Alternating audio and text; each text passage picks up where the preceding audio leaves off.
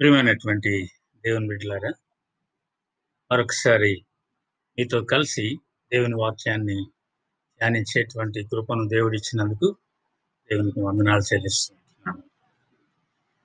ఒక సాయంకాల సమయంలో యేసు ప్రభువారు తన శిష్యులతో కలిసి గలిలయ సముద్రం యొక్క అవతలి దరికి వెళ్ళాలని వారితో మాట్లాడినట్టు మనం మార్క్స్ వార్తలో 4వ అధ్యాయం చివరి భాగంలో గమనిస్తాం.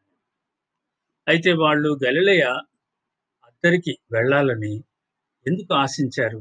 యేసు ప్రభువారు ఎందుకు గలిలయ అద్దరికి వెళ్ళాలని ఆశిస్తున్నాడు అనేటువంటిది మనం చూసినప్పుడు 5వ అధ్యాయం మొదటి భాగంలోనే మనకు అర్థమైపోతూ ఉంటది.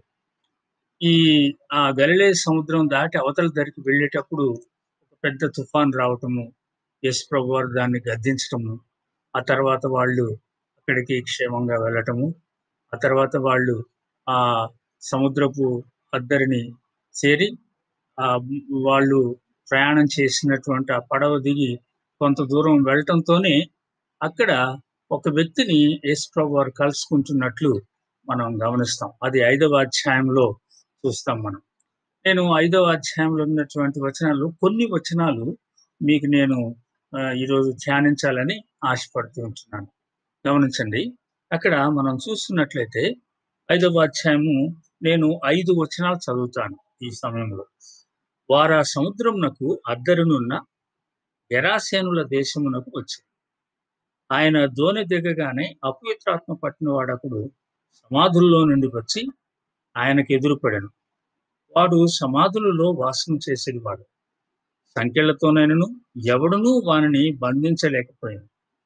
పలుమారు వాని కాళ్లకును చేతులకును సంకెళ్ళు వేసి బంధించినను వాడు ఆ చేతి సంకెళ్ళు తెంపి కాలి సంకెళ్లను తుత్తునీలుగా చేశాను కనుక ఎవడునూ వానిని సాధుపరచలేకపోయాను. వాడు ఎల్లప్పుడూ రాత్రింబగళ్ళు సమాధులలోను కొండలలోను కేకలు వేయచ్చు తను తాను రాళ్లతో గాయపరుచుకొనుచుండెను. ప్రియమైనటువంటి వాళ్ళారా, ఇక్కడ మనం గమనిస్తూ ఉంటున్నట్లయితే వారు ఆ గలిలయ సముద్రమునకు అద్దరినున్నటువంటి గెరాసేనుల దేశమునకు వచ్చిరి అని మనం చదువుతూ ఉంటున్నాం. ఈ గెరాసేనుల దేశం ఏంటి అనేది మనం చూసినప్పుడు వాస్తవానికి ఇదే సందర్భము మరి మత్తయి సువార్తలోను లూకా సువార్తలో కూడా రాయబడి ఉంటుంది. మత్తయి సువార్తలో 8వ అధ్యాయంలో 28వ వచనం నుంచి 34వ వచనం వరకు ఈ విషయం రాయబడి ఉంది. లూకా సువార్తలో 8వ అధ్యాయంలోనే 26వ వచనం నుంచి 39వ వచనం వరకు రాయబడి ఉంటుంది. నేను ఇదివరకు కూడా మీకు జ్ఞాపకం చేశాను. ఏంటంటే ఎప్పుడైనా సరే బైబిల్‌లో ఉన్నటువంటి సంగతులు మనం చదువుతూ ఉంటున్నప్పుడు అవి జరిగినవైనా, ఉపమానములైనా మరి ఏవైనా కానీ ఒకవేళ ఎక్కడైనా గాని పారలెల్ పాసేజెస్ అంటాం వీటిని. అనగా ఈ విధంగానే రాయబడినటువంటి సందర్భాలు ఎక్కడైనా ఉన్నాయా? అవి వేరే సువార్తికులు కూడా రాశారా? అనేది మనము తప్పకుండా చదివి అక్కడున్న విషయాన్ని కూడా గ్రహించి వాక్యాన్ని ధ్యానించటము మంచిది అనేటువంటిది నా అభిప్రాయం. దానివల్ల చక్కని అవగాహన మనకు ఉంటుంది. అర్థం చేసుకోగలుగుతాం వాక్యాన్ని మనం. తప్పుగా అర్థం చేసుకోకుండా సరైనటువంటి వాక్య విధానాన్ని నేర్చుకోవటానికి మనకు వీలవుతుందన్నమాట. ఇక్కడ మనం గమనించినట్లయితే గెరాసేనుల దేశము అని ఇక్కడ మనం చదువుతా ఉన్నాం. అయితే మత్తయి సువార్తను చూస్తే గదరేనీయుల దేశము అని ఉంటదన్నమాట. గదరేనీయుల దేశము అని ఉంటది. తర్వాత ఇక్కడ మనం చూసినప్పుడు గదరా అనేటువంటి పదం కూడా వినపడుతూ ఉంటది ఈ యొక్క ప్రాంతానికి. గెరాస అన్నా, గదరేనీయుల దేశమన్నా, అంటే గెరాస దేశమన్నా, గదరేనీయుల దేశమన్నా, గదర అనేటువంటిది ఒక పట్టణం పేరన్నమాట. గెరాస అని కూడా దాని పేరు. అనగా ఆ పట్టణంను గెరాస, గదర ఇట్లా పిలుస్తూ ఉంటారు ఆ ప్రాంతాలను. మనం గమనిస్తూ ఉంటున్నట్లయితే గెరాస ప్రాంతంలో ఉన్నటువంటిది అనగా సముద్రపు అద్దరిని ఈశాన్య ప్రాంతంలో ఈ యొక్క గదరేనీయుల దేశము లేదా అంటే గలిలయ సముద్రానికి అవతలి దరిలో ఈశాన్య ప్రాంతంలో ఉంటుందన్నమాట. దాదాపు 30 మైళ్ళ దూరం ఉంటది ఈ యొక్క ఒడ్డుకి. అనగా గలిలయ సముద్ర తీరానికి ఆ గరాసా ప్రాంతానికి అంటే లేదా గదరే అనేటువంటి ఆ ప్రాంతానికి 30 మైళ్ళ దూరం ఉంటదనమాట. మనం ఇంకొంతిగా వివరంగా మనం చదివినట్లయితే ఈ గదర పట్టణము 6 మైళ్ళ దూరంలో ఉంటది. అంటే మనం ఇందాక చదువుతున్నాము. గలిలే సముద్రానికి గెరాస ఏమో 30 మైళ్ళ దూరంలో ఉంటదని. గెరాస ఆ ప్రదేశం అంతా గూడా. అయితే దగ్గరగా అక్కడ గదర అనేటువంటి ప్రాంతం ఉంటదనమాట. అదేంటంటే అదొక పట్టణం అన్నమాట. అయితే ఆ పట్టణము ఒక 6 కిలోమీటర్ల దూరంలో ఉంటది. గమనించండి ప్రియమైన వారు. ఇక్కడ మార్కు సువార్తలో మనం చదువుతున్నప్పుడు అద్దరినున్న గెరాసేనుల దేశమునకు వచ్చిరి. ఆయన దోణి దిగగానే అని ఉంది. వాస్తవానికి దోణి దిగిన వెంటనే ఆయన ఆ ఒడ్డుకి తీరానికి రావటంతోనే ఆ గదరా ప్రాంతము నుండి ఒక వ్యక్తి పరిగెత్తుకుంటూ వచ్చాడని మార్కు రాశాడనమాట. అతని పరిస్థితి కూడా రాశాడు. అయితే మత్తయి సువార్తలో మనం చూసినట్లయితే మత్తయి సువార్తలో ఏముంటది అని మనం ఆలోచించినప్పుడు గమనించండి. మత్తయి సువార్తలో మనము 8వ అధ్యాయంలో చదువుతాం ఈ విషయాన్ని. ఒకసారి మనం చూద్దాము. మత్తయి సువార్త 8వ అధ్యాయంలో మీరు గమనించినట్లయితే 18వ వచనం అక్కడి నుంచి చూస్తాము. అయితే 28వ వచనం చూద్దాం. ఆయన అద్దరినున్న గదరేనీయుల దేశము చేరగా దయ్యములు పట్టిన ఇద్దరు మనుష్యులు సమాధులలో నుండి బయలుదేరి ఆయనకు ఎదురుగా వచ్చిరి. దయ్యములు పట్టినటువంటి ఇద్దరు మనుషులు వచ్చినట్టు మత్తయి రాస్తున్నాడు. మరి మార్కు ఏమి రాస్తున్నాడు? ఒక్కడే వచ్చినట్టు రాస్తున్నాడు మరి. గమనించండి. అయితే మరి లూకా సువార్తలో కూడా చూద్దాం మనం. లూకా ఏమని రాశాడు అనేది కూడా చూద్దాం. లూకా సువార్తలో 8వ అధ్యాయంలో ఈ విషయం ఉంటది. గమనించండి. లూకా సువార్త 8:26 నుంచి. వారు గలిలయకు ఎదురుగా నుండు గెరాసేనీయుల దేశమునకు వచ్చిరి. ఆయన ఒడ్డున దిగినప్పుడు ఆ ఊరి వాడొకడు ఆయనకు ఎదురుగా వచ్చెను. వాడు దయ్యములు పట్టిన వాడై బహుకాలము నుండి బట్టలు కట్టుకొనక సమాధుల్లోని ఇంటిలో ఉండువాడు కాడు. సమాధుల్లోనే గాని ఇంట్లో ఉండువాడు కాదు. ఇది లూకా రాసిన విధానం. ప్రియమైనటువంటి వారులారా గమనించండి. ఎప్పుడైనా సరే ఇలా మనం చదువుకోవాలి. అయితే మరి మత్తయికి, మార్కుకి మరి లేదా లూకా, మార్కు ఒక్కరే అని రాశారు. మత్తయి మాత్రం ఇద్దరని రాస్తున్నారు. ఎందుకని? మరి అది ఇది వేరా? కాదు. సంఘటన ఒక్కటే. అయితే మత్తయి ఏమో ఇద్దరు వచ్చారనేది సత్యమే మత్తయి రాసినటువంటిది. అయితే మార్కు రాసినటువంటిది ఏంటంటే ప్రత్యేకంగా ఒకడు ఏ విధంగా ఉన్నాడు? చాలా అంటే వాళ్ళలో ఉన్నటువంటి ఆ ఉగ్ర రూపాన్ని చూపించటం కొరకు ప్రత్యేకంగా రాస్తున్నాడు. మరి ఇద్దరు ఆ విధంగా ఉన్నారా? అనంటే మత్తయి రాసిన విధానాన్ని బట్టి చూసినప్పుడు అక్కడ ఇద్దరు ఆ విధంగా ఉన్నారేమో అన్నట్లు అనిపిస్తది. కానీ ఇక్కడ మార్కు రాసినటువంటి విధానంలో ఒక్కడు ప్రత్యేకంగా కనబడుతూ ఉంటున్నట్లు చూస్తాం మనం. తప్పు ఏమి లేదిక్కడ. పరిశుద్ధాత్మ దేవుడు ఎవరికి బయలుపరిచిన విధానాన్ని వాళ్ళు రాశారు. కానీ ఇది జరిగింది ఒకటే. జరిగిన విషయమే అది. కానీ తప్పు మాత్రం లేదక్కడ. కాబట్టి ఇక్కడ దయ్యం పట్టిన వాళ్ళు ఇద్దరున్నారు. కానీ మార్కు ఒకడి గురించి రాశాడు. లూకా కూడా ఒకడి గురించే రాశారు. అనగా ప్రత్యేకించి రాశాడన్నమాట. అతని జీవితంలో ఎలా మార్పొచ్చింది, అక్కడ జరిగిన విషయమంతా కూడా చాలా చక్కగా వివరించి మార్కు రాసినట్టు మనం గమనిస్తాం. కారణం ఏంటంటే, మార్కు సువార్త రాయబడినటువంటి విధానాన్ని మనం చూసినప్పుడు, మార్కు పేతురు గారు చెప్తే రాసి ఉంటాడు అనేటువంటిది చరిత్రకారులు లేకపోతే మరి ఈ బైబిల్ పండితులు చెప్తున్నటువంటి విషయంగా మనం గమనిస్తాం అన్నమాట.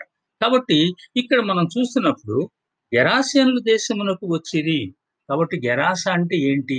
గదరే అంటే ఏంటి? ఇది మనము కొంత వివరణ తెలుసుకోవటం కొరకు ఇవన్నీ నేను మీకు చెప్తూ ఉంటున్నాను. గమనించండి. అద్దరినున్నటువంటి గెరాస దేశం ప్రభువారు ఎప్పుడు కూడా అవతల దరి గురించి ఆలోచిస్తాడు అనేది మనకి చాలా స్పష్టంగా అర్థమవుతా ఉంటుంది. అనగా యేసు ప్రభువారు ఈ లోకానికి రాకముందు ఆయన లోకవాసిగా ఉంటున్నాడు. కాబట్టి నరలోకానికి ఈయన యువతల దరికి వచ్చాడనమాట. అద్దరిలో ఉన్నటువంటి ఆయన ఈ అద్దరికి వచ్చినట్టు మనం చూస్తాం. అనగా యేసుప్రభువారు ఒక దేశానికి ఒక పరలోకవాసిగా ఉంటున్నాడు. ఆయన మన కొరకు అద్దరికి వచ్చాడు అనేది అక్కడ మనం అర్థం చేసుకోవచ్చు. ఇంకా పరలోకమును విడిచి మన కొరకు వచ్చాడు. ఫిలిప్పీయులకు రాసిన పత్రికలో చదువుతాం మనం. అనగా పరలోక వాసి ఆయన. ఆయన అక్కడ ఉండే భాగ్యాన్ని వదులుకో వదులుకొని మన కొరకు ఈ లోకములోనికి వచ్చాడు అనేది చూస్తాం. గమనించండి ప్రియమైన వాళ్ళారా. కాబట్టి ఇక్కడ మనం గమనిస్తున్న విషయం ఏంటంటే, అద్దరి అనేటువంటిది యేసు ప్రభువారి యొక్క జీవితంలో ఎప్పుడు కూడా ప్రకటించబడనటువంటి ప్రాంతాల గురించి ఆయన ఆలోచించేటువంటి దేవుడనమాట. అందుకని శిష్యుల్ని సాయంకాలం అవటంతోనే వాస్తవానికి సాయంకాలం సముద్రం అద్దరికి వెళ్ళటం ఏంటండి? గమనించండి. సాయంకాలం అద్దరికి వెళ్ళటం ఏంటి? సాయంకాలం పూట సముద్రం దాటి ఎవరైనా ఎళ్తారా? కానీ యేసుప్రభు వారికి తెలుసు. ఇక్కడ ఒక వ్యక్తిని బాగు చేయవలసి ఉంటున్నది అనేటువంటిది. అదేవిధంగా ఆయన పరలోకములో ఉండే ఆ భాగ్యాన్ని వదులుకొని, ఈ లోకములోను మన కొరకు ఎందుకొచ్చాడంటే నశించిపోతున్నటువంటి మనలను పరలోక రాజ్య వారసులుగా చేయటం కొరకు. కాబట్టి ఇక్కడ గూడా ఒక వ్యక్తి నశించిపోతూ ఉంటున్నాడు. దురాత్మల పీడితుడై ఉంటున్నాడనమాట. అందుకని ఇక్కడ మనం చూస్తున్నట్లయితే దురాత్మలతో ఆయన అపవిత్రాత్మ పట్టిన వాడు ఒకడున్నాడు అని చదువుతున్నాం మనం. కాబట్టి వానిని ఆ అపవిత్ర ఆత్మల నుండి విడిపించవలసినటువంటిది యేసుప్రభు వారు ఆలోచించాడన్నమాట. అంతేకాదు మనం దేవుని వాక్యంలో చదివినట్లయితే యెషయా గ్రంథంలో చదువుతాం మనం. చూడండి యెషయా గ్రంథంలో 9వ అధ్యాయంలో మనం చదివినట్లయితే యెషయా గ్రంథము 9వ అధ్యాయం. గమనించండి. నేను మొదటి వచనంలో చివరి భాగం చదువుతున్నాను అన్నమాట.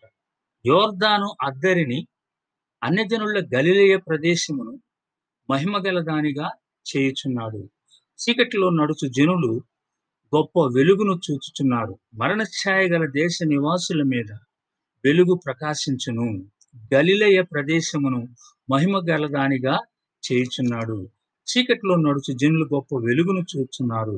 మరణఛాయ గల దేశ నివాసుల మీద వెలుగు ప్రకాశించును. ఇది మనం చదువుతుంటున్నప్పుడు యొర్దాను అద్దరిని అన్ని జనుల గలిలయ ప్రదేశమును మహిమగల దానిగా చేయుచున్నాడు. అనగా ఈ యొక్క ప్రాంతం అంతటిని కూడా అనగా అద్దరి అని అంటున్నప్పుడు అక్కడ మనం చదివిందేమో యువతల దరి. ఇప్పుడు మనము మార్క్స్ వార్తలో చదువుతుందేమో ఈ యొక్క యొర్దానికి తూర్పు వైపు గురించి చదువుతున్నాము.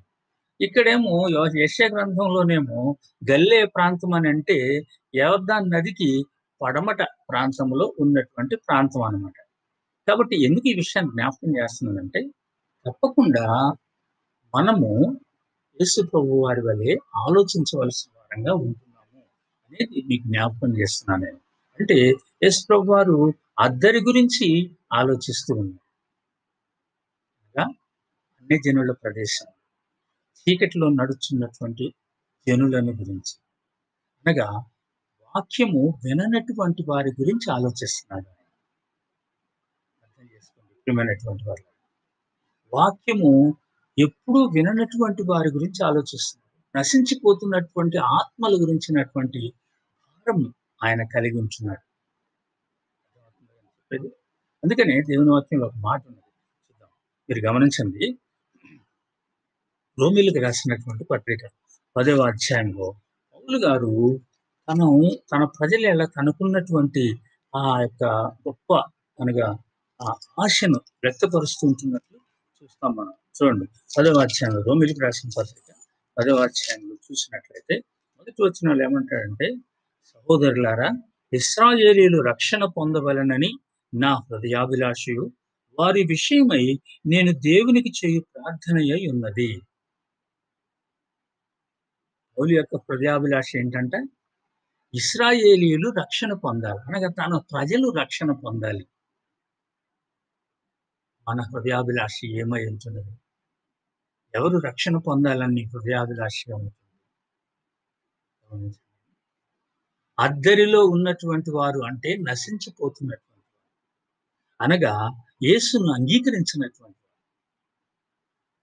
అనగా మారు మనసు పొందినటువంటి వారు. అనగా పాపక్షమాపణ పొందినటువంటి వారు. యేసే రక్షకుడు. యేసు నా కొరకు సిలువలో మరణించాడు.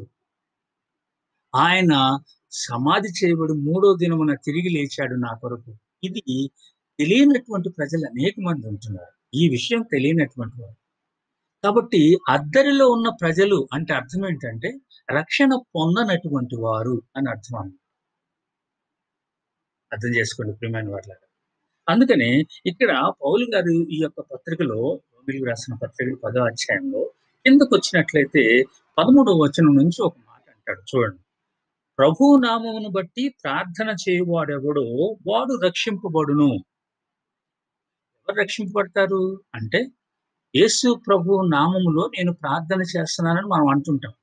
కాబట్టి ప్రభువు నామమును బట్టి ప్రార్థన చేయువాడెవడో వాడు రక్షింపబడతాడు. అయ్యా నా పాపములు క్షమించు. యేసుక్రీస్తు నామములో నిన్ను అడుగుతున్నానని తండ్రి అయినటువంటి దేవునికి మనం మొరపెడుతూ ఉంటాం. కుమారుడైనటువంటి దేవుడు నా కొరకు మరణించాడనే సత్యాన్ని ఒప్పుకుంటూ, మనము ఆయన రక్తం ద్వారా కుమారు కుమారుడైనటువంటి దేవుని యొక్క రక్తం ద్వారా మన పాపములు క్షమించబడ్డాయి అనేటువంటి సత్యాన్ని గ్రహిస్తూ, మనం ఒప్పుకున్నట్లయితే మనం రక్షింపబడతాం. అందుకని ఏమంటాడు ఇక్కడ? ప్రభువు నామమును బట్టి ప్రార్థన చేయవాడెవడో వాడు రక్షింపబడును. కానీ అంతటితో ఆగిపోలేదు ఆయన. కింద ఏమంటాడంటే, వారు విశ్వసింపని వానికి ఎట్లు ప్రార్థన చేస్తారు? వారు విశ్వసింపని వానికి ఎట్లు ప్రార్థన చేస్తారు? అంటే వాళ్ళు ప్రార్థన చేయాలి అనంటే, వారు యేసు ప్రభువుని విశ్వసించాలి. అనగా వారి జీవితంలో రక్షకునిగాను, ప్రభువుగాను వాళ్ళు విశ్వసించాలి. అంటే నమ్మాలి. ఆయనే రక్షకుడు అనేటువంటి విషయాన్ని వాళ్ళ హృదయంలో విశ్వసించవలసి ఉంటున్నదన్నమాట. అందుకని ఏమంటాడంటే, వారు విశ్వసింపని వానికి ఎట్లు ప్రార్థన చేస్తారు? ప్రార్థన చేయాలంటే యేసు ప్రభువే రక్షకుడని వాళ్ళకి తెలియాలి కదా! కాబట్టి ఇంకా విశ్వసించలేదు వాళ్ళు. ఎలా ప్రార్థన చేస్తారు ఆయనకి అంటాడు. తర్వాత ఏమంటాడంటే, వినని వానిని ఎట్లు విశ్వసించుదురు?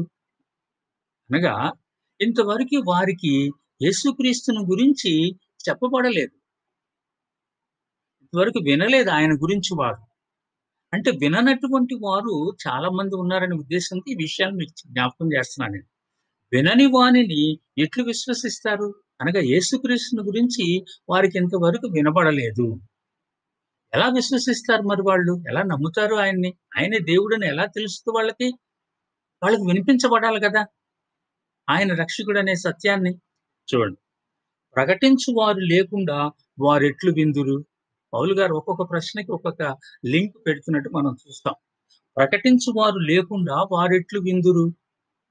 అనగా ప్రకటించేవారు ఉండాలి. వారు వినాలి అనంటే.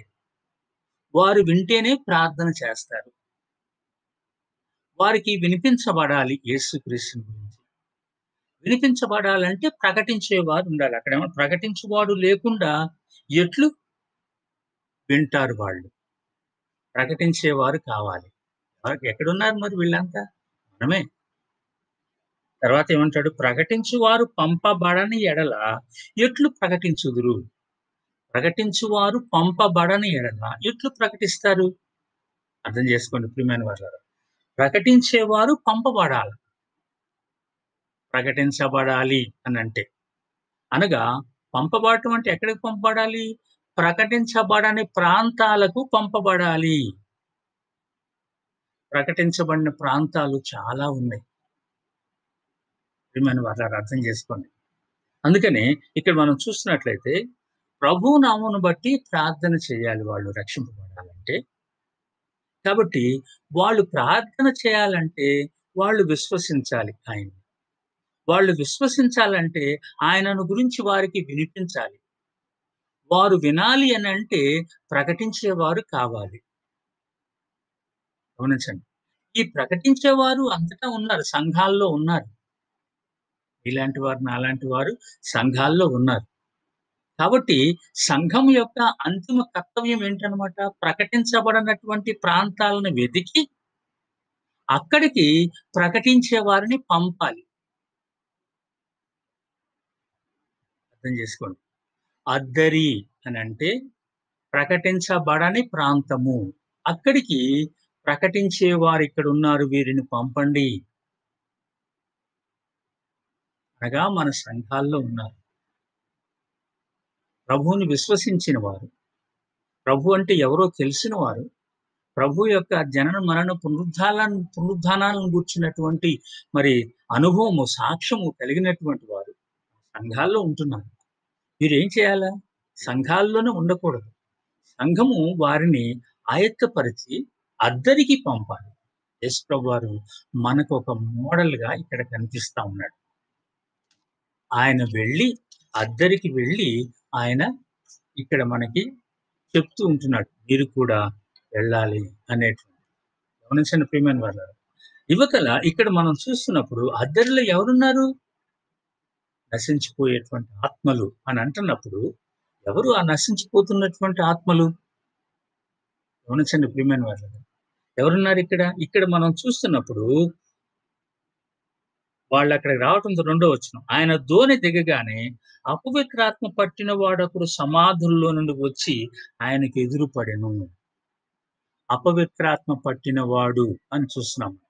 ప్రియమైనటువంటి వాళ్ళారా, చాలా మంది అపవిత్రాత్మ అని అంటున్నప్పుడు చాలా మంది ఏమనుకుంటారంటే మనుషులు చనిపోతే దయ్యాలైపోతారు అని అనుకుంటారు. అది చాలా తెలియనటువంటి విషయం. చాలా మందికి తెలీదు ఆ విషయం. అనగా తప్పుడు బోధలు కూడా చేస్తున్నారు చాలా మంది బోధకులు. చచ్చిపోతే దయ్యాలైపోతారు అనేటువంటిది. గమనించండి. కాబట్టి చనిపోతే ఎవరు దయ్యాలు కారు. చనిపోతే యేసుని ఎరిగినటువంటి వాడివైతే దేవుని రాజ్యానికి నువ్వు చేరతావు. అనగా నీ మరణానంతరము ప్రభువు యొక్క రాకడ తర్వాత దేవుని రాజ్యంలో నువ్వు ఆయనతో ఉంటావు.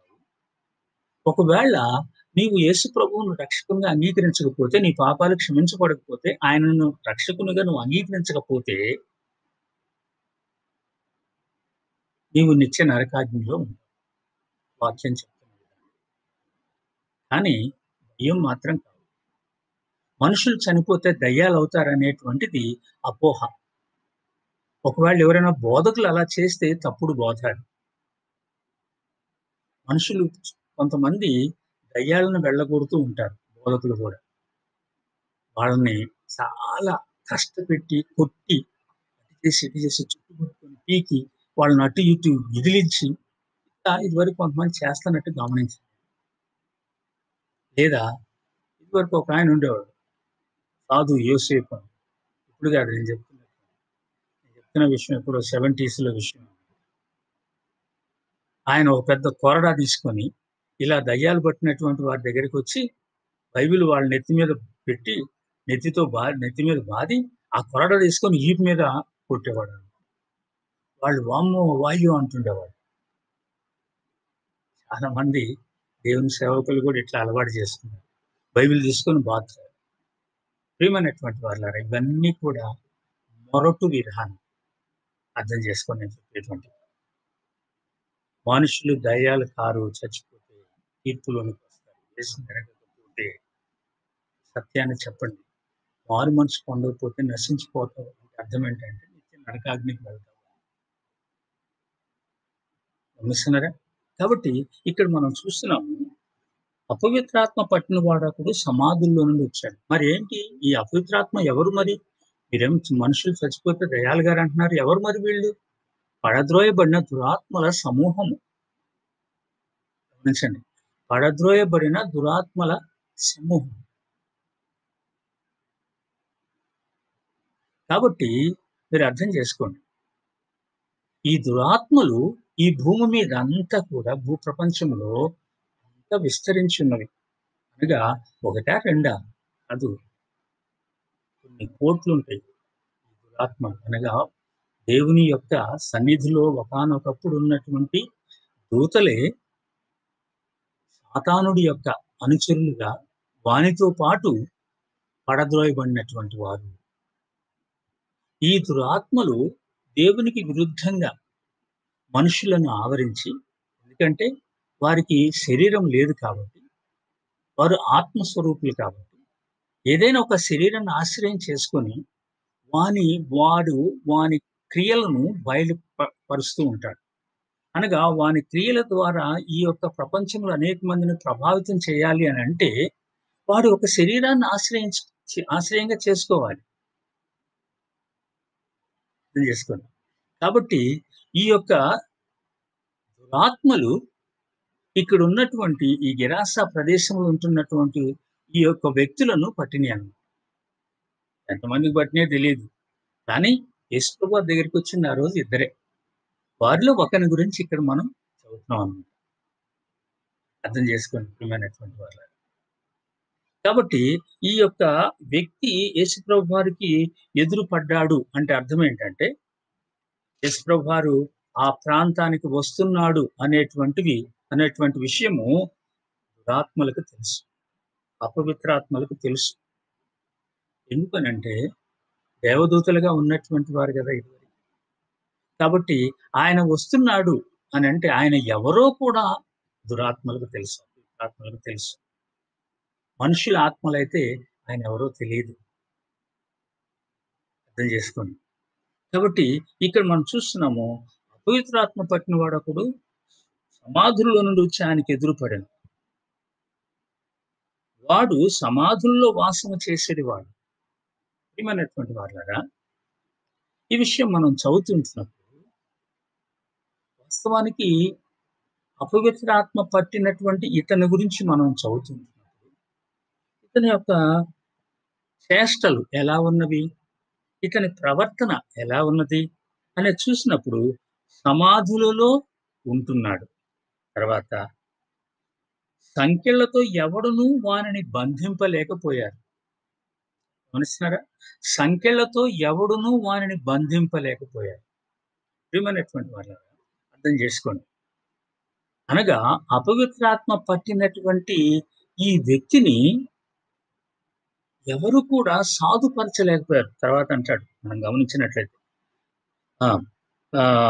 పలుమారు వాని కాళ్ళకును, చేతులకును సంకెళ్ళు వేసి బంధించినను, వాడు ఆ సంకెళ్ళు చేతి సంకెళ్ళు తెంపి, కాలి సంకెళ్ళను తుత్తునీలుగా చేసెను గనుక, ఎవడునూ వానిని సాధుపరచలేకపోయాడు. అనగా ఆ ఊరి వారు వానిని నెమ్మదిగా కూర్చోబెట్టాలని, నెమ్మదిగా ఉంచాలని ప్రయత్నం చేశారు. కానీ వాళ్ళకి వీలు గాల. ఇంకా ఏం చేశారు వాళ్ళు? కాళ్ళకు, చేతులకి సంకెళ్ళేశారు. గొలుసులు వేసి కట్టేయటానికి ప్రయత్నం చేశారు. కట్టేశారు. కానీ అవన్నీ తుంచేశారు. వీళ్ళు తెంపేసుకున్నాడు అనంటే వాని బలమాది? వాని బలం మాత్రమే కాదు. వానిలో దురాత్మలు ఉన్నారు. అపవిత్రాత్మలు ఉన్నారు. గమనించండి. అందుకని ఇక్కడ మనం చూస్తే పలుమారు వాని కాళ్ళకును, చేతులకును సంకెళ్ళు వేసి బంధించినను వాడు ఆ చేతి సంకెళ్ళు తెంపి, కాలి సంకెళ్ళను తుత్తునేలుగా చేశాను. ఎవడునూ వాన్ని సాధుపరచలేకపోయాడు. వాడు ఎల్లప్పుడూ రాత్రింబగళ్ళు సమాధులలోను, కొండలలోను కేకలు వేయచ్చు. తన్ను తాను రాళ్లతో గాయపరుచుకుంటున్నాడు. గమనిస్తున్నారా? వీడి నివాసం ఎక్కడ? సమాధులు. తర్వాత వీడిని ఆ ఊరి వారు బంధించడానికి అంటే బంధించి ఒక చోట కూర్చోబెడదాం ప్రయత్నం చేశారు. వీలు కాలేదు. తర్వాత రాత్రింబగళ్ళు కూడా వాడు సమాధులలోను, కొండలలోను కేకలు వేస్తూ ఉన్నాడంట. సమాధులంటే మనము ఏదో తవ్వి పాతి పెడుతున్నటువంటి ఈ సమాధులు కాదు. ఇశ్రాయేల్ దేశంలో, యూదా దేశంలో ఉన్నటువంటి ఆ గలిలయ ప్రాంతంలో ఉన్న సమాధులు ఎలా ఉంటాయి అనంటే, వాళ్ళు పెద్ద పెద్ద ఈ రాళ్ళలో అంటే కొండల్లో ఉన్నటువంటి రాళ్ళలో పెద్ద రాయిని ఒకదాన్ని సెలెక్ట్ చేసుకొని, దాంట్లో వాళ్ళు తొలిపించుకుంటారనమాట. లోపలికి సొరంగంలాగా. అంటే చనిపోతే ఆ సొరంగంలో పెట్టేస్తారు వాళ్ళు. అనగా ఆ రాళ్ళలో పెట్టేస్తారు. యేసు ప్రభు యొక్క సమాధిని గురించి మనం చదువుతూ ఉంటాం, వింటూ ఉంటాం. కాబట్టి అది రాయిలో తొలిపించబడినటువంటిదన్నమాట. గమనించండి. కాబట్టి అలా ఉంటాయి వాళ్ళ సమాధులు. కాబట్టి ఆ సమాధులలో వాడు నివాసం చేస్తున్నాడు. ఆ సమాధుల్లో నివాసం చేస్తున్నాడంటే అంటే అర్థం ఏంటంటే గమనించండి. దయ్యములు పట్టినటువంటి వానిని ఎవరు ఇంట్లో ఉంచుకోరు గదా! బయటికి తరిమేస్తారు. కాబట్టి ఎక్కడుంటాడు మరి వీడు? వీడెళ్ళిపోయి ఆ సమాధుల్లో వాసం చేస్తాడు. గమనిస్తున్నారా? అంతేకాదు ఏమంటున్నాడు? కొండల్లోను కేకలు వేస్తా ఉన్నాడు. తర్వాత తన్ను తాను రాళ్ళతో గాయపరుచుకుంటున్నాడు. ప్రియమైన వారలారా, ఇక్కడ మనం గమనిస్తూ ఉంటున్నప్పుడు ఈ యొక్క గెరాసా ప్రాంతంలో ఉన్న ఈ వ్యక్తి యేసుని ఎరుగని వానికి గుర్తుగా ఉన్నాడన్నమాట. మనం అనుకుంటాం, యేసుని ఎరగని వాళ్ళు దెయ్యం పట్టిన వాళ్ళా? అంటే ఆ విధంగా అపవిత్రాత్మ పట్టినట్టు మనకు కనబడకపోవచ్చు. కానీ దురాత్మ యొక్క ఆధీనములో పనిచేస్తున్నటువంటి వారుగా ఉన్నారు. చాలామంది యేసుని ఎరగని వారు దురాత్మ యొక్క ఆధీనములో ఉన్నటువంటి వారు. అందుకనే వాళ్ళ బిహేవియర్ అంతా కూడా చాలా డిఫరెంట్‌గా మనకి కనిపిస్తా ఉంటది. వాళ్ళ బిహేవియర్ అంటే వాళ్ళ యొక్క ప్రవర్తన అంతా కూడా చాలా దుర్మార్గంగా కనిపిస్తా ఉంటది.